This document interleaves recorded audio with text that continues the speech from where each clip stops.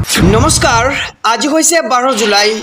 অসমৰ লগতে ভাৰতৰ বিভিন্ন প্ৰান্তৰ পৰা আজি ৰাতিপুৱাৰ কেইবাটাও খবৰ আহি পৰিছে। এই মুহূৰ্তত জনাইছোঁ আজিৰ প্ৰথমটো খবৰ।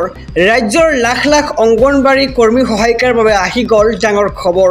অহা 1 অক্টোবৰৰ পৰা বৃদ্ধি পাব অংগনবাড়ী কৰ্মী সহায়িকাৰ দৰমহা আৰু 8,000 টকালৈকে বৃদ্ধি পাব অংগনবাড়ী কৰ্মী সহায়িকাৰ দৰমহা। ৰাজ্য চৰকাৰ আৰু কেন্দ্ৰই দিয়া দৰমহা প্ৰায় সমপৰ্যায়ৰ হ'ব আৰু ৰাজ্যৰ লাখ লাখ অংগনবাড়ী কৰ্মীৰ বাবে আহি পৰিছে ভাল খবৰ। মুখ্যমন্ত্ৰী ডক্টৰ হিমন্ত বিশ্ব শৰ্মাই কৰিছে এক ডাঙৰ ঘোষণা। দৰমহা বৃদ্ধিৰ লগতে এককালীন সাহায্য লাভ কৰিব অংগনবাড়ীৰ কৰ্মীৰ মহিলাসকলে আৰু ৰাজ্যৰ লাখ লাখ অংগনবাড়ী কৰ্মী সহায়িকাৰ বাবে আহি গ'ল ডাঙৰ খবৰ। অহা 1 অক্টোবৰৰ পৰাই বৃদ্ধি পাব অংগনবাড়ী কৰ্মী সহায়িকাৰ দৰমহা। এই মুহূৰ্তত জনাইছোঁ আজিৰ দ্বিতীয় নম্বৰ খবৰটো। ৰাজ্যত চলি থকা উচ্ছেদৰ এক ডাঙৰ খবৰ দিবলৈ লৈছোঁ। কোনো কাৰণতে বন্ধ নহয় উচ্ছেদ। এই সন্দৰ্ভত ৰাজ্যৰ মুখ্যমন্ত্ৰীয়ে কৰিছে এক বিস্ফোৰক মন্তব্য। সবিশেষ জনাইছোঁ SB অসম মিডিয়াৰ সমুদৰ্শকক। প্ৰব্ৰজনকাৰী মুছলমানে কেতিয়াও অসমীয়া নিলিখে আৰু এছাম সংখ্যালঘু মানুহে ব্লেকমেইল কৰে যে আমি অসমীয়া ভাষা নকওঁ বুলি। এই মন্তব্য ৰাজ্যৰ মুখ্যমন্ত্ৰী ডক্টৰ হিমন্ত বিশ্ব শৰ্মাৰ। আৰু একাংশ লোকে ঘৰত অসমীয়া ভাষাত কথা নাপাতে, কিন্তু পঞ্জীয়নত মিছা তথ্য দিয়ে আৰু পিয়লত মিছা তথ্য দিয়াটো অপৰাধ বুলি মুখ্যমন্ত্ৰীয়ে এক ডাঙৰ মন্তব্য আগবঢ়াইছে। আৰু 70% চৰৰ মানুহে বিগত পিয়লটো মাতৃভাষা বঙালী বুলিয়েই লিখিছে আৰু দেখি গৰীয়ামৰীয়া জৰহা পলহা তেওঁলোকে অসমীয়া বুলি লিখে, কিন্তু প্ৰব্ৰজনকাৰী মুছলমানে সদায়ে বঙালী বুলিয়েই লিখে আৰু ইয়াত অসমীয়া নিলিখ বুলি নতুন ভাবুকি দি একো লাভ নাই বুলি মুখ্যমন্ত্ৰীগৰাকীয়ে এক বিস্ফোৰক মন্তব্য কৰিছে। আৰু উচ্ছেদ চলি আছে, চলিয়াই থাকিব। বিজেপি চৰকাৰক এনেকুৱা ভয় নাখায় আৰু ভয় দেখুৱাই একো লাভো নাই বুলি মুখ্যমন্ত্ৰীয়ে মন্তব্য কৰে।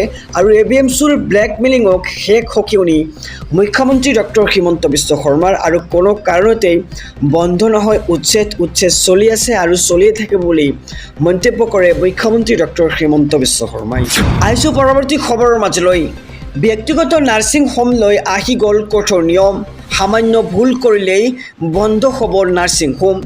টকা নোপোৱাৰ বাবে ৰাখি থ'ব নোৱাৰিব নশ্বৰ দেহ আৰু 4 ঘণ্টাতকৈ অধিক সময় ৰাখিব নোৱাৰিব নশ্বৰ দেহ। 104ত কল কৰিলেই চৰকাৰে ল'ব কঠোৰ একশ্যন আৰু স্থানীয় আৰক্ষীকো জনাব পাৰিব সেই ব্যক্তিৰ আত্মীয়। এই মুহূৰ্তৰ খবৰ জনাইছোঁ ৰাজ্যবাসীক যে আৰক্ষীয়ে গৈ ব্যক্তিগত হাস্পতালৰ পৰা উদ্ধাৰ কৰিব নশ্বৰ দেহ আৰু নিয়ম ভংগ কৰিলে 3ৰ পৰা 4 মাহলৈ বাতিল হ'ব নাৰ্ছিং হোমৰ লাইচেঞ্চ আৰু 5 লাখ টকালৈকে ভৰিব লাগিব জৰিমনা। আৰু বাৰে বাৰে এই কাম কৰিলে বন্ধ কৰি দিয়া হ'ব যিকোনো নাৰ্ছিং হোম। আৰু 1 আগষ্টৰ পৰা কাৰ্যকৰী হ'ব এই বিশেষ নিয়ম। আৰু মুখ্যমন্ত্ৰী ডক্টৰ হিমন্ত বিশ্ব শৰ্মাই এই সন্দৰ্ভত কৰিছে এক বৃহৎ ঘোষণা। কৈছে আহিছোঁ পৰৱৰ্তী খবৰৰ মাজলৈ। উচ্ছেদিতৰ কাষত সাহস হৈ থিয় দিব এইবাৰ কংগ্ৰেছ শাসনলৈ আহিলে উচ্ছেদিতক দিব উচিত ক্ষতিপূৰণৰ লগতে ঘৰ সাজি দিব কংগ্ৰেছ চৰকাৰ আহিলে। আৰু সম্ভৱ হ'লে উচ্ছেদিত ভূমি পুনৰ ঘূৰাই দিয়া হ'ব সেইসকলক। এই মন্তব্য বিধায়ক অখিল গগৈৰ। আৰু প্ৰতিটো পৰিয়ালক ঘৰ দিব কংগ্ৰেছে চৰকাৰ গঠন কৰিলে। আৰু ৰাজ্যত চৰকাৰৰ উচ্ছেদ নীতিক সাংসদ ৰকিবুল হুছেইনৰ এই ডাঙৰ মন্তব্য। আৰু কোনো মানুহক উচ্ছেদ কৰি আদানীক মাটি নিদিয়ে কংগ্ৰেছে আৰু অসমৰ মাটিত কোনো আদানীক প্ৰৱেশ কৰিব নিদিওঁ বুলি স্পষ্ট ঘোষণা কৰে সাংসদ ৰকিবুল হুছেইনে। আৰু উচ্ছেদক লৈ চৰকাৰক উভতি ধৰি সাংসদ ৰকিবুল হুছেইনৰ এই মন্তব্য। আৰু উচ্ছেদিতৰ কাষত সাহস হৈ এইবাৰ থিয় দিব কংগ্ৰেছ শাসনলৈ আহিলে উচ্ছেদিতক দিব উচিত ক্ষতিপূৰণ। আহিছোঁ পৰৱৰ্তী খবৰৰ মাজলৈ। সমগ্ৰ ৰাজ্যবাসীৰ বাবে এক খুবেই গুৰুত্বপূৰ্ণ খবৰ। যিসকলে এতিয়ালৈকে ৰেচন কাৰ্ড পোৱা নাই তেওঁলোকৰ বাবে আহি পৰিছে ভাল খবৰ। আৰু যিসকলে ৰেচন কাৰ্ড পাইছে তেওঁলোকৰ বাবেও আছে এটা ডাঙৰ খবৰ। খবৰটো জনাইছোঁ SB অসম মিডিয়াৰ সমুদৰ্শকক। ৰেচন কাৰ্ড নথকা লাখ লাখ পৰিয়াললৈ ভাল খবৰ দিছে চৰকাৰে।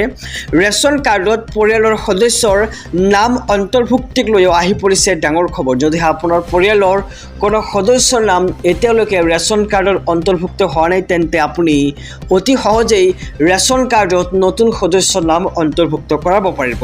আৰু লাখ লাখ লোকৰ বাবে আহি গ'ল চৰকাৰী জাননী। 14 জুলাইৰ ভিতৰত কৰি লওক প্ৰয়োজনীয় কাম কাজসমূহ। আৰু নতুন ৰেচন কাৰ্ডৰ বাবে আৰম্ভ হৈছে আবেদন প্ৰক্ৰিয়া। পৰিয়ালৰ নতুন সদস্যৰ নাম নতুনকৈ অন্তৰ্ভুক্ত কৰিবলৈও মুকলি হ'ল প্ৰক্ৰিয়া। গ্ৰামাঞ্চলৰ লোকসকলে যোগাযোগ কৰক গাঁও পঞ্চায়তৰ কাৰ্যালয়ত আৰু চহৰ অঞ্চলৰ বাসিন্দাই যোগাযোগ কৰক পৌৰসভাৰ কাৰ্যালয়ত।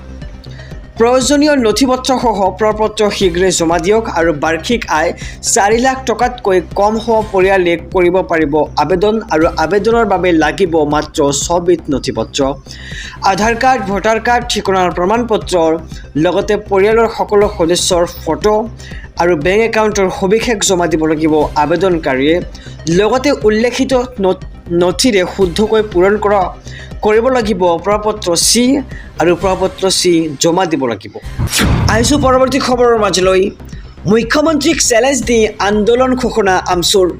মুখ্যমন্ত্ৰীৰ জংগী ব্যৱস্থাক কেৰেপ নকৰে আমছুৱে। আৰু আমছুৱে জংগী আন্দোলন কৰিলে জংগী ব্যৱস্থা লোৱাৰ হুংকাৰ দিছিল মুখ্যমন্ত্ৰীয়ে। আৰু মুখ্যমন্ত্ৰীৰ ভাবুকিক ভয় নকৰে বুলি হুংকাৰ প্ৰদান কৰিছে এইবাৰ আমছুৱে। আৰু অহা 12 জুলাইত বিজেপি চৰকাৰৰ বিৰুদ্ধে অসম কঁপাব আমছুৱে।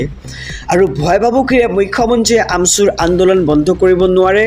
মৃত্যুৰ পিছত শান্তিত থাকিব বিচৰা কবৰস্থানতো চলাইছে উচ্ছেদ এই বিজেপি চৰকাৰে। আৰু মৃত ব্যক্তিৰ ওপৰতো বুলডোজাৰ চলাইছে চৰকাৰে। পুলিচৰ বন্দুকৰ ভয় দেখুৱাই একো লাভ নাই। কাৰোবাৰ ধমকি ভাবুকিত আমছুৰ আন্দোলন বন্ধ হৈ নাযায় বুলি আমছুৰ নেতৃত্বই ডাঙৰ স্পষ্টীকৰণ দিছে। আৰু 1980 চনৰ পৰা চলা সংখ্যালঘুৰ সংগ্ৰাম চলি থাকিব, তীব্ৰতৰ হ'ব। আৰু অহা 12 জুলাইত সকলো মুছলমানকে প্ৰতিবাদ কৰিবলৈ আহ্বান আমছুৰ। আৰু 12 জুলাইৰ পিছতো এলানি আন্দোলনৰ হুংকাৰ আমছুৰ নেতৃত্বৰ। আৰু অসমৰ মুছলমানক অন্যায় অত্যাচাৰ বন্ধ কৰিবলৈ আহ্বান আমছুৰ ফালৰ পৰা। আৰু সংখ্যালঘুৰ জীৱন আৰু সম্পত্তিৰ নিৰাপত্তাৰ স্বাৰ্থত আন্দোলন কৰিব লাগিব।